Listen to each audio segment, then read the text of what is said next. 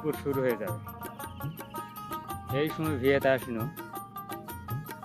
যে একটা জমি 7 দিন আগে ঘাস তুলে দিয়েছি মানুষ নিয়ে, আবার সেই জমির ঘাসে মুজে গেছে। একটা লিচি দেখি ঘাস তোলা লাগবে, ধান আবাদ করেও শান্তি নাই, এত ঘাস। পোকামাকড় এবার কম হলেও এবার যে পরিমাণ ধানত ঘাস, তাতে পোকার ওষুধ কম লাগছে ঠিক আছে, কিন্তু এই যে ঘাস তোলা পরিশ্রম আর কৃষক খাটান মানুষ নিয়ে কাজ করা, মানে এই ঘাস তুলতেই মেলা টেকা ব্যয় হয়ে যাচ্ছে। আর লিজে যদি করা পারি তাহলে সেটা এনে বেঁচতে, এ হলো কথা। তো কৃষি কাজ যদি লিজে না করে যদি খালি মানুষ দিয়ে সব করে নেবে চান, তাহলে এই জায়গার কোনো লাভ নাই, একবারে লস করবে। এই জায়গার কোনো লাভ নেই, লস প্রজেক্ট। তার কারণ দাম পাওয়া যায় না। ধানের দাম 1200 আসলো, সেই দাম চলে আসছে 1000। আলুর দাম সে 600-700 থাকে, সেলার কিনা ভালো চলে আসে 300। তুমি লাভ করবেন কি দিয়ে?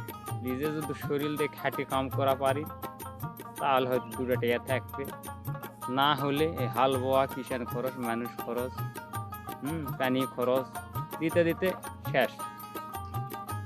আমও থাকবে না, ছালাও থাকবে না। দিন শেষে দোকান বাকি শোধ করতে করতে পেটের ভাতই হবে না।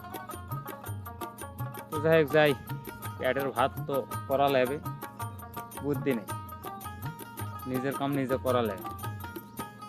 জমি জমা আছে, ফেলে তুলে তো আর কাম হবে না, কাম শুরু করা লাগে। চলো, 7 দিন হয়নি এলা জমির ঘাস তুলে দিচ্ছি। এলা কিচ্ছু আসলো না, একবারে ফকফকা আসলো এদিনকে, ক্লিয়ার কাট।